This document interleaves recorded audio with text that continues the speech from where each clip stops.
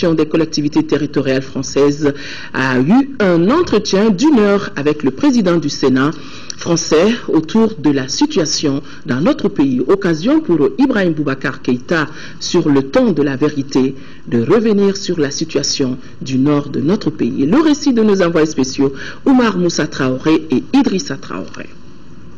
Le président de la République, Ibrahim Boubacar Keïta, arrivé lundi soir dans la capitale française, a entamé dès mardi une série de rencontres avec les autorités françaises.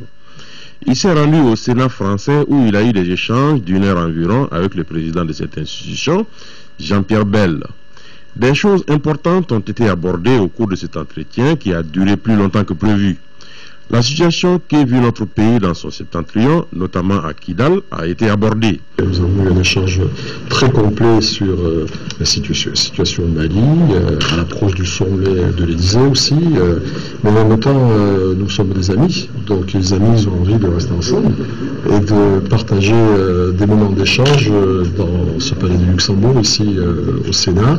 Le président de la République, de nombreux amis en France, de nombreux amis ici. Ça a été aussi l'occasion pour lui de les retrouver et de se rappeler un certain nombre de souvenirs.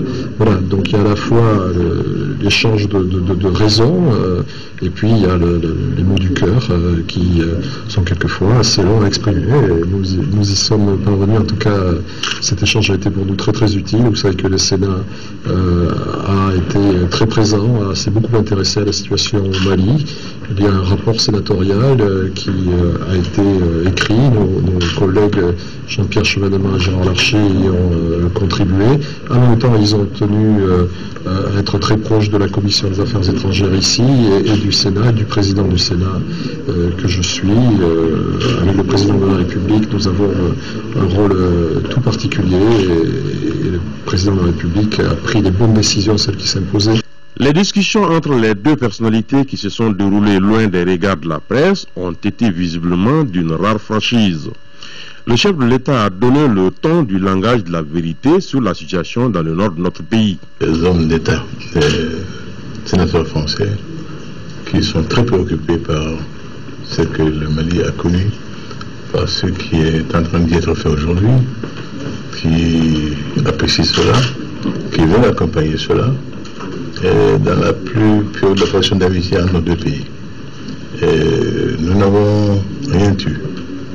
Nous avons tout dit, tout échangé, nos préoccupations, nos inquiétudes, nos difficultés.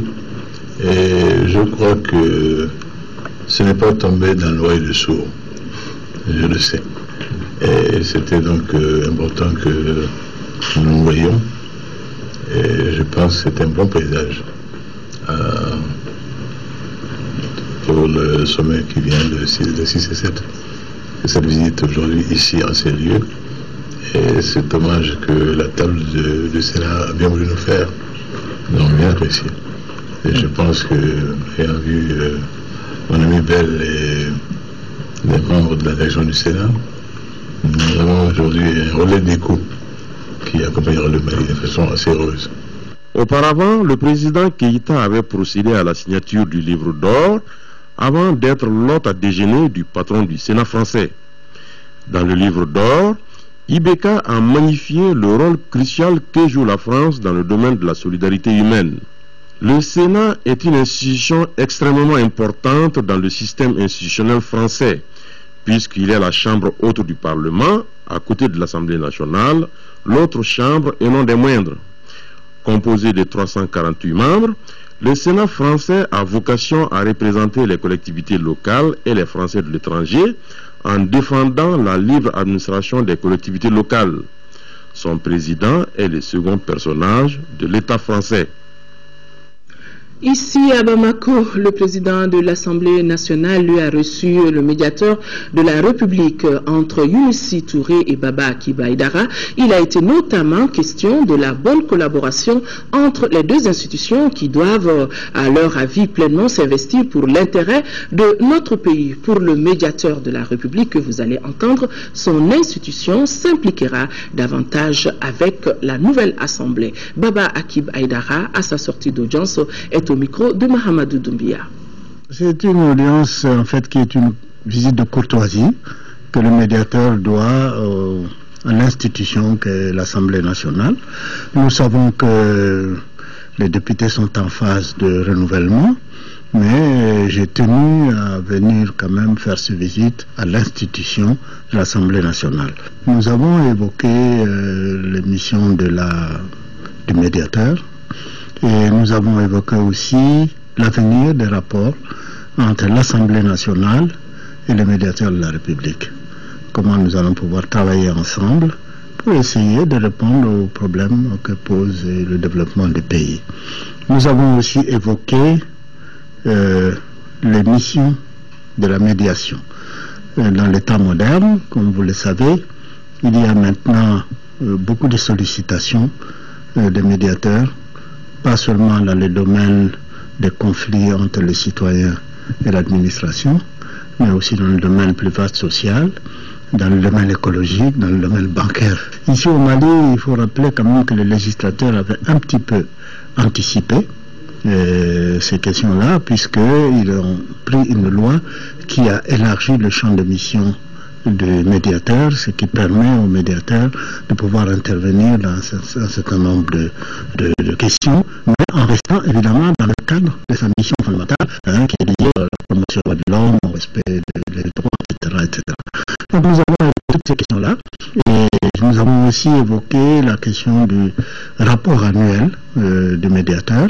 Vous savez, notre pays vient de connaître une période de troubles, au cours de laquelle il n'a pas été possible. Il y a une nouvelle assemblée qui va s'installer bientôt. Et quelle forme de collaboration y aura-t-il? L'assemblée reçoit souvent des interpellations, des questions qu'elle estime devoir transmettre au médiateur de la République, parce qu'il estime que c'est le médiateur qui doit intervenir.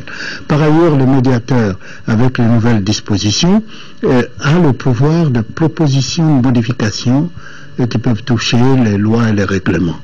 Donc nous avons pensé qu'il était bon, avec la nouvelle Assemblée nationale qui sera mise en place, que nous ayons un groupe de travail pour essayer d'harmoniser tout cela, de rendre les choses beaucoup plus rationnelles. La deuxième session ordinaire du Haut Conseil des collectivités a ouvert ses travaux. Les conseillers nationaux ont adopté des projets de loi au nombre de 3. Le point avec Ramata Konaté. À l'unanimité, la cinquantaine de conseillers ont adopté les 3 projets de loi. S'agissant du premier projet, celui sur les états généraux de la décentralisation, les propositions ont trait au renforcement du pouvoir décisionnel des conseillers. Il s'avère nécessaire de donner un contenu à ce renforcement du Haut Conseil des collectivités dans la promotion de la décentralisation. Ce rôle peut être joué par le Haut Conseil des collectivités s'il est transformé en deuxième chambre parlementaire ou en lui dotant d'un pouvoir de légiférer sur les domaines de la décentralisation. Pour la réussite du deuxième projet concernant le programme de pluie provoquée, les conseillers recommandent de harmoniser le démarrage des activités des pluies provoquées avec celles de la campagne agricole, donner plus d'informations à la population sur les pluies provoquées, renforcer les capacités du personnel du programme pour une plus grande maîtrise des interventions.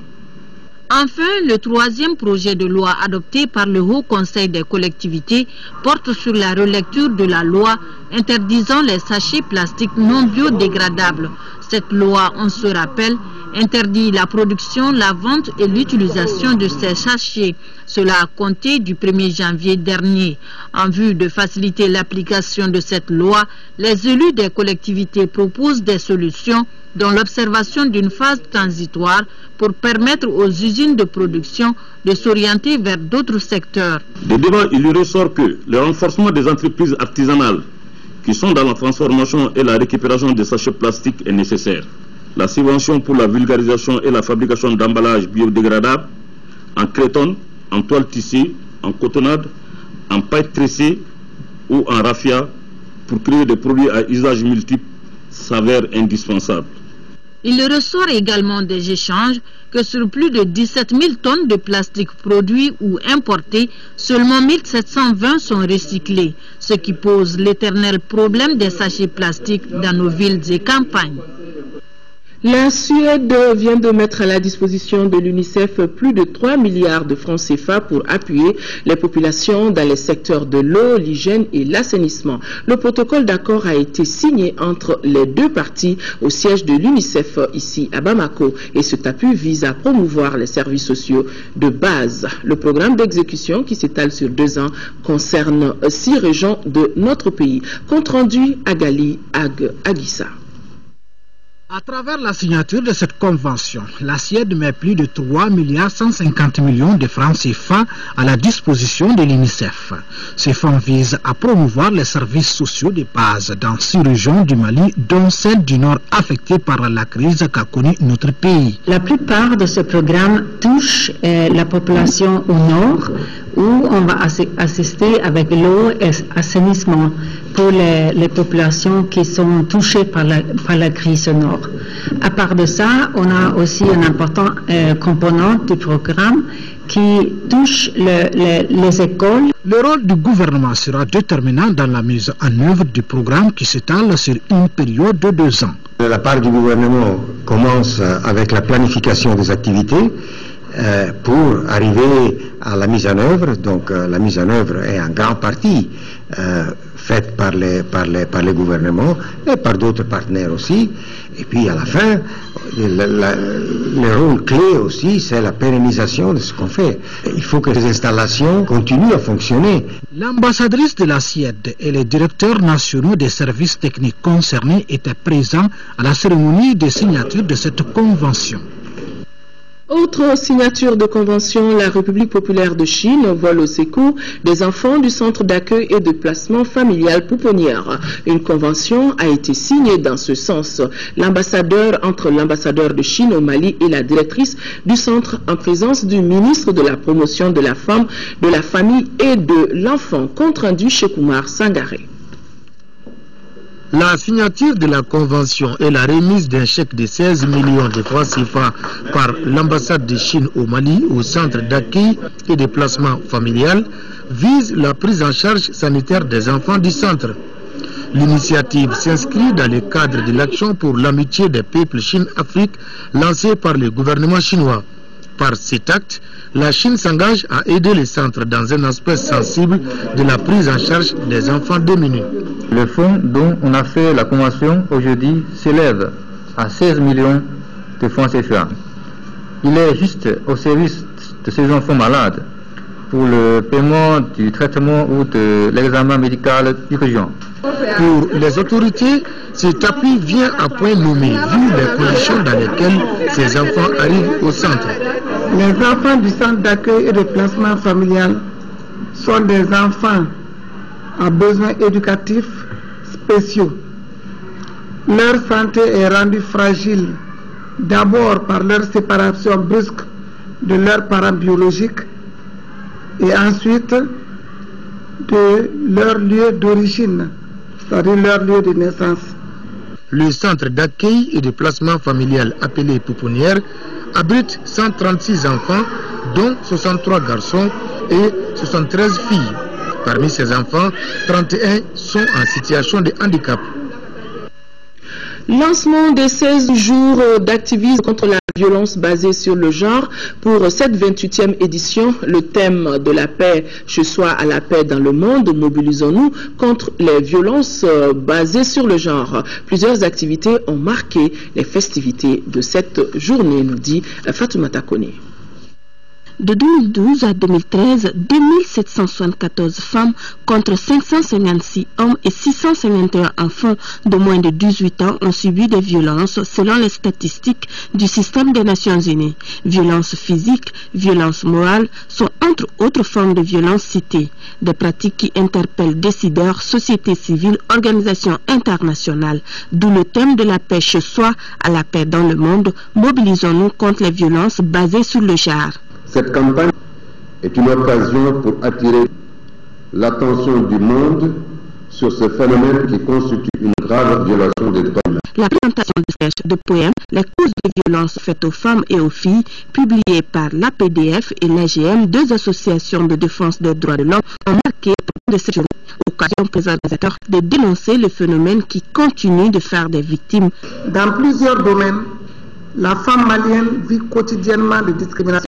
Il existe des vides juridiques qui entraînent des inégalités sociales, maintenant la femme dans une place de second rang, limite la participation des femmes aux actions de développement et son émergence dans les instances de prise de décision. La journée internationale pour l'élimination des violences à l'égard des filles est célébrée le 25 novembre de chaque année.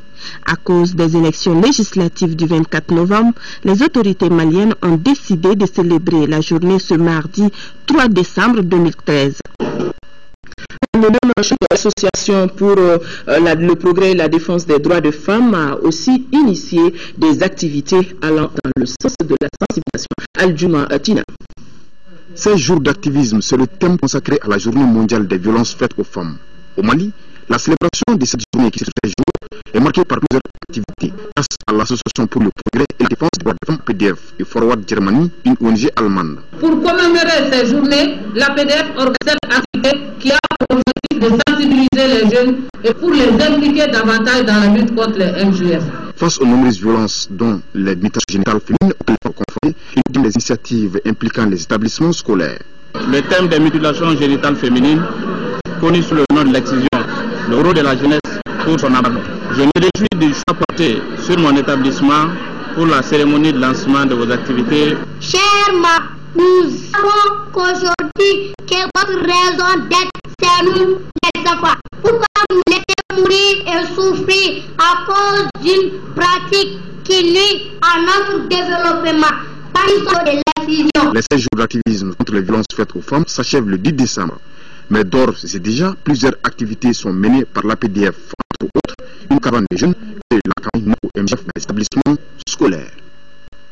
La conférence régionale sur l'architecture sécuritaire dans le Sahara central a ouvert ses travaux à l'école de maintien de la paix à l'une Blondembey, initiée par la Fondation Frédéric Ebert en collaboration avec le ministère de la Sécurité. La conférence va permettre aux experts venus des pays du champ et leurs partenaires de déterminer le rôle des acteurs politiques d'établissement de cette architecture. Nando Dambélé.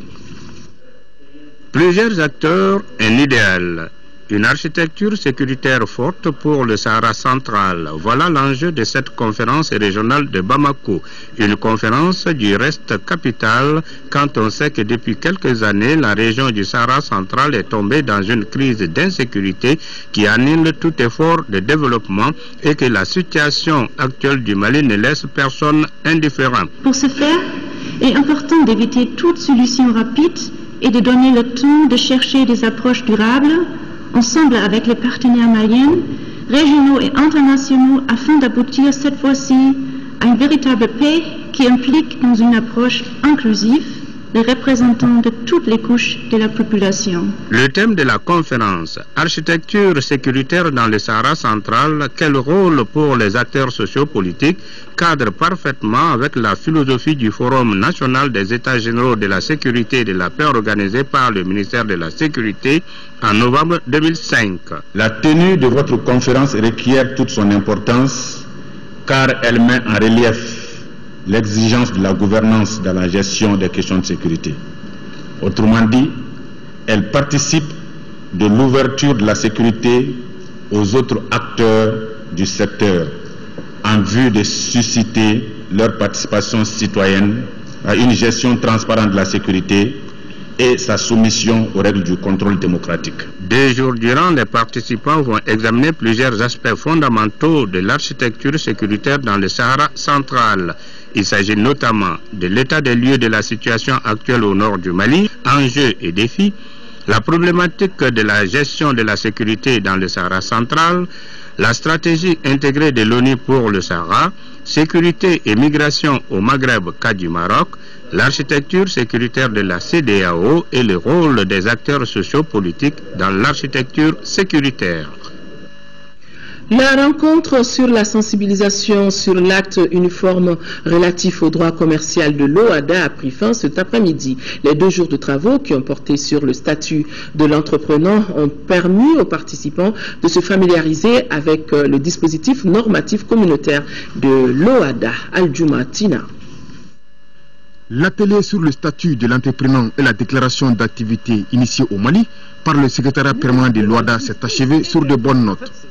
Durant 2 jours, les acteurs du secteur ont eu des échanges interactifs riches et féconds sur le statut de l'entrepreneur de l'acte uniforme relatif au droit commercial général. Pour sortir quand même de cet atelier, je pense que je suis très satisfait et je pense que le choix du Mali n'a pas été fortuit.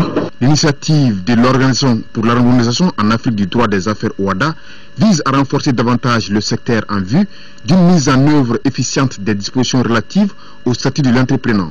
Toute chose qui cadre parfaitement avec la disponibilité du gouvernement à prendre toutes les mesures idoines en vue d'une meilleure application de l'acte uniforme. De pertinentes recommandations ont été formulées en vue d'une meilleure application du nouvel acte uniforme relative au droit commercial général et spécifiquement en vue d'une mise en œuvre efficiente des dispositions relatives au statut de l'entrepreneur.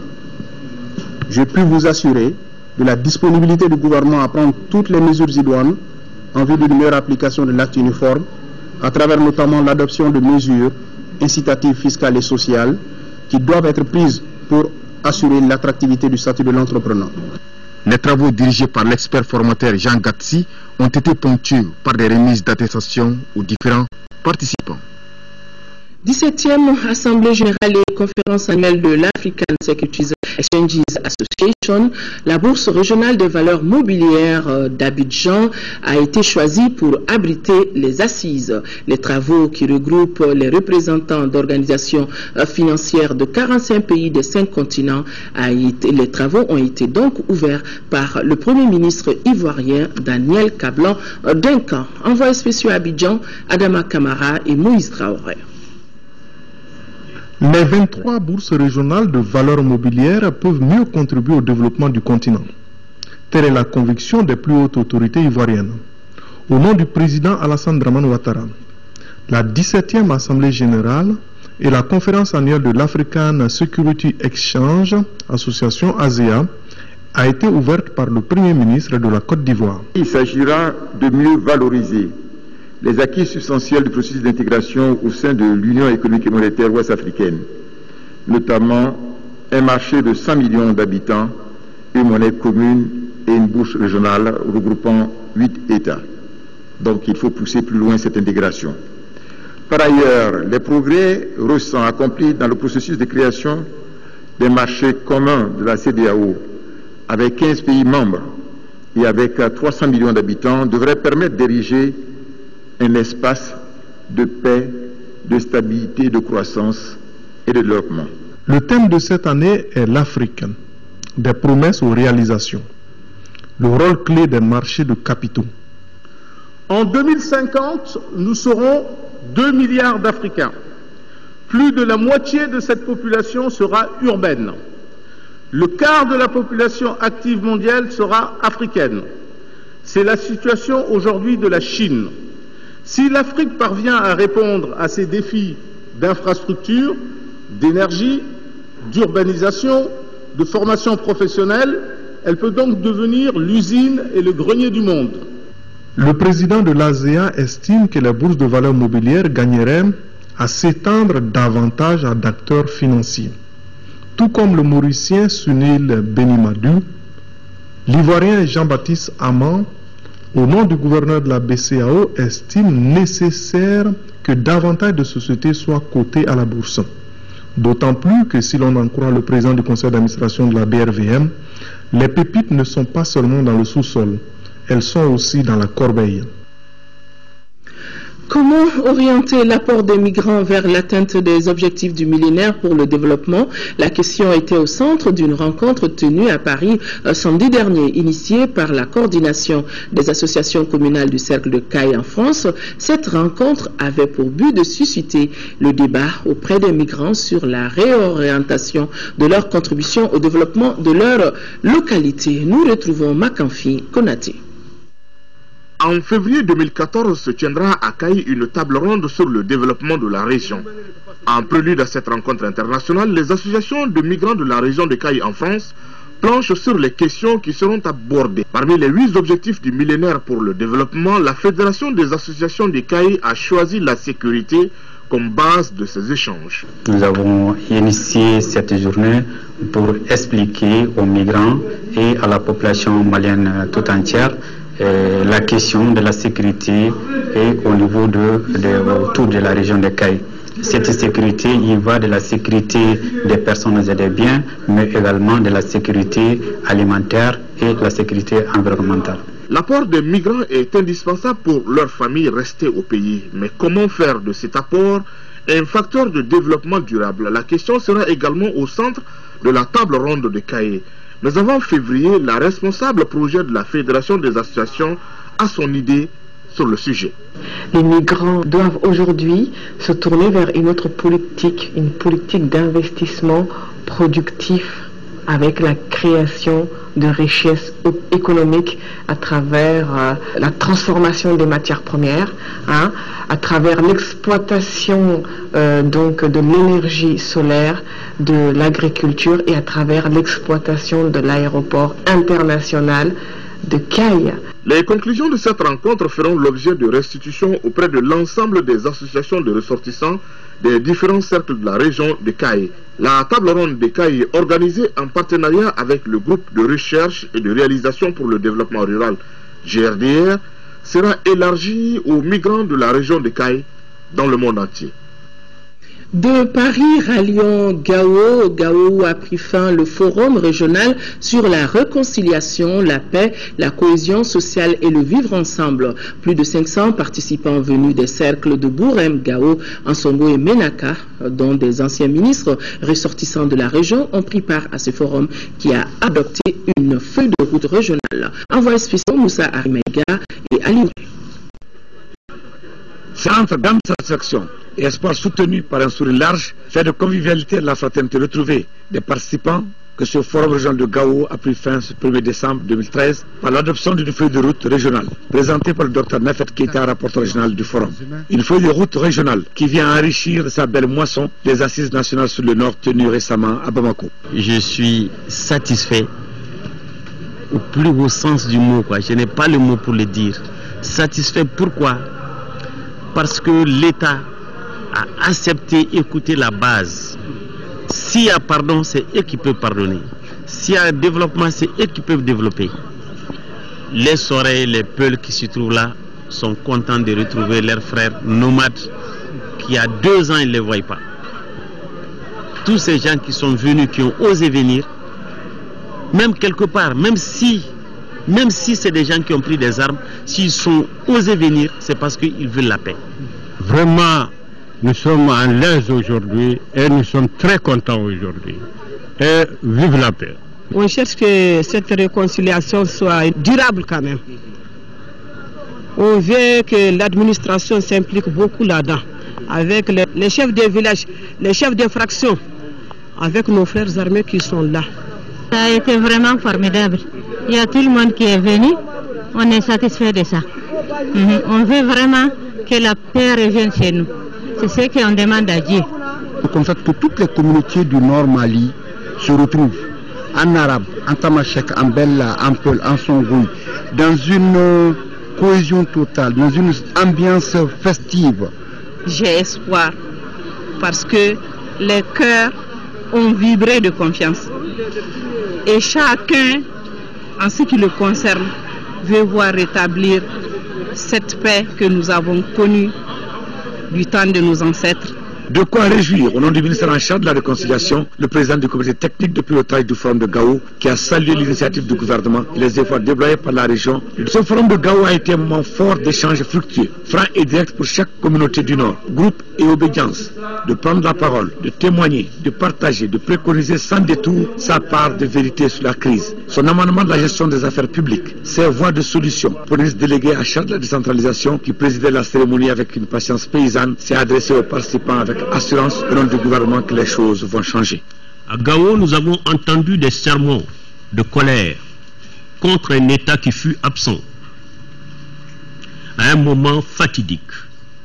Mais nous avons aussi entendu des cris de cœur pleins d'espoir pour qu'enfin les choses changent dans la bonne direction.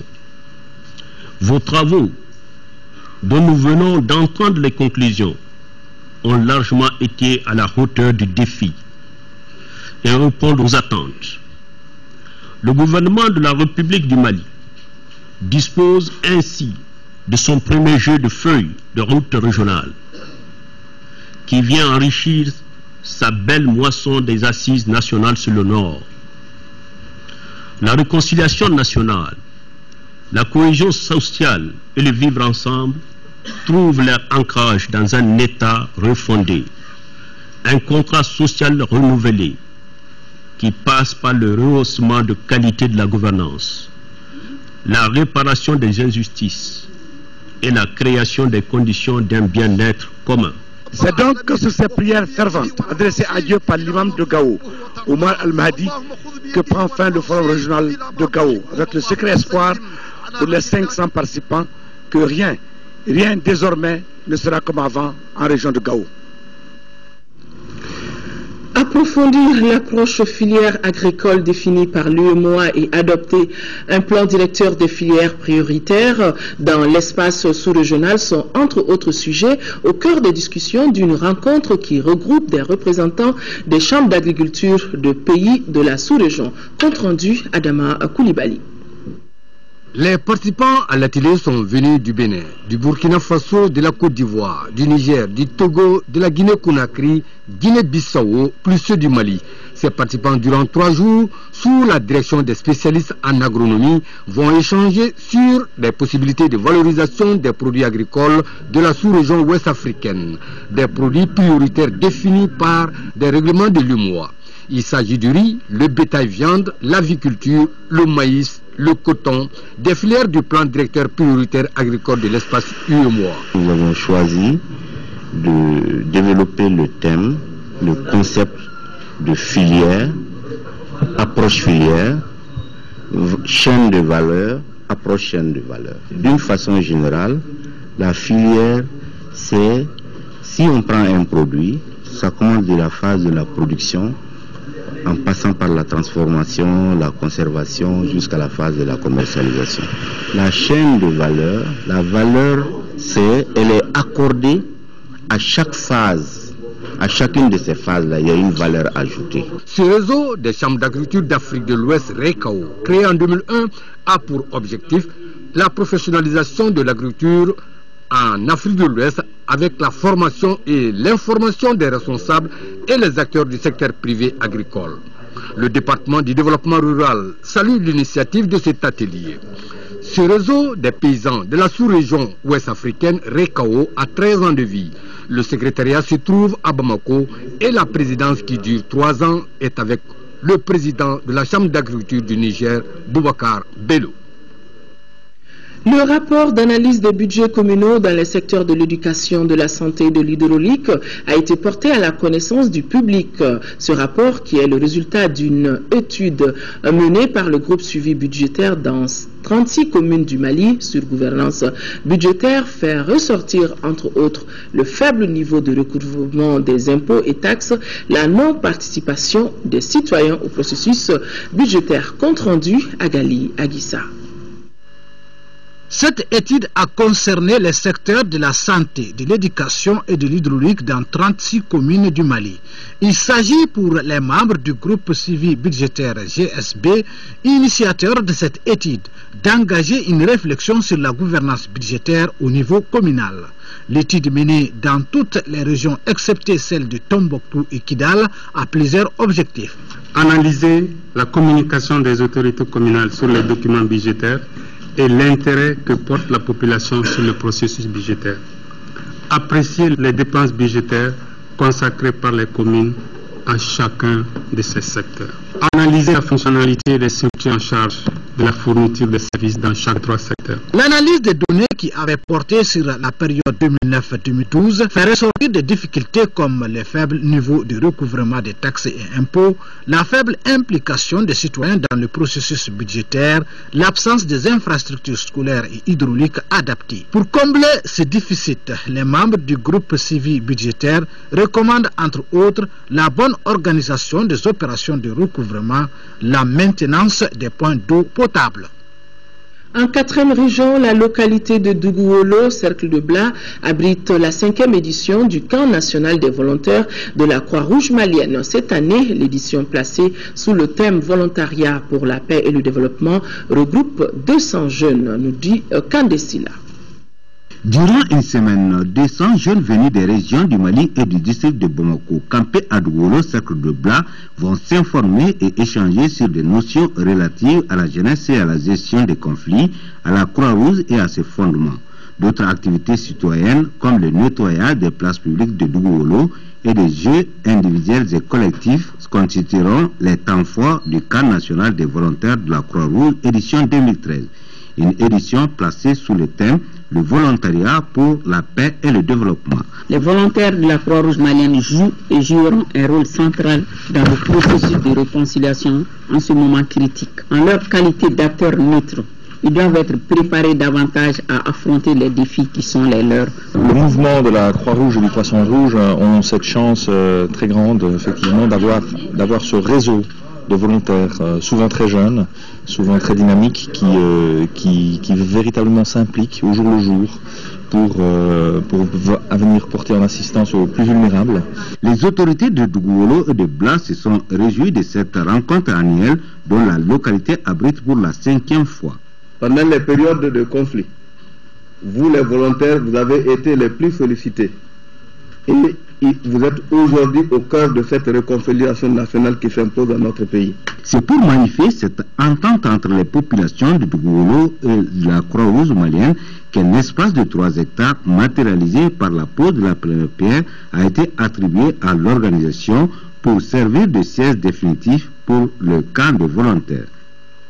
Célébration dimanche dernier des 50 ans de l'association des groupements d'églises et missions protestantes évangéliques de notre pays. La cérémonie a mobilisé les fidèles des églises protestantes de la région de Caille autour des autorités administratives, politiques et religieuses. Depuis Caille, nous retrouvons Jafar Aïdara. C'est à travers les prières, les louanges à Christ et les pas de danse que l'association des groupements d'églises et missions protestantes évangéliques au Mali a célébré leurs 50 ans d'existence dans notre pays. C'était l'occasion de rendre hommage à 3 hommes qui ont joué un rôle prépondérant dans l'édification et la consolidation de la GPM. Il s'agit de C. Dambélé, premier délégué général de 1963 à 1975, du révérend Dr Kassoum Keïta, du 2e délégué général de 1975 à 2002, et Daniel Koulibaly de 2002 à 2012. Depuis le réveil du XVIIIe siècle, surtout en 1793, que les hommes et des femmes animés d'un zèle ardent pour Dieu et d'un amour profond pour leur prochain se sont lancés à la conquête du monde sous le nom de missionnaires. Ainsi, la mission évangélique baptiste s'installe à Gao en 1951 et ouvre plus tard des stations missionnaires à Tombouctou, Niafenké, Diré, Gundam et d'autres localités. Et dit André, exaucez notre prière. Nous prions pour l'avancement de l'œuvre de Dieu à Caille et aussi au Mali. Aussi, pas seulement ça, mais nous prions aussi pour les autorités et tous les événements qui concernent le gouvernement, ça nous concerne aussi. Donc, chaque moment, s'il y a des événements, s'il y a des problèmes, nous prions pour ça, pour que vraiment Dieu aide le Mali et aide la région de Caille. Cet anniversaire de l'association des groupements d'églises et missions protestantes évangéliques au Mali a vu la participation des 6 églises de la région de Caille et des fidèles d'autres religions de notre pays. Fin de ce journal, merci de l'avoir suivi.